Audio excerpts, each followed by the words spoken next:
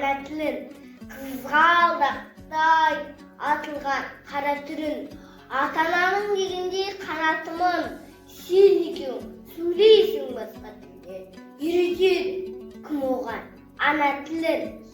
Сол емес пе күні-түні қарайтының, бақытыма өміріңнің балайтының, інім өзің сөйлейсің басқа тілде, үйретеді кім оған абай тілін. Ол өзіңдей екпірсіз кітарғынан, ер жеткен соң өмірдің қыттарғынан, басқа тілде сөйлейсің інім өзің, үйретеді кім оған мұқтар тілін.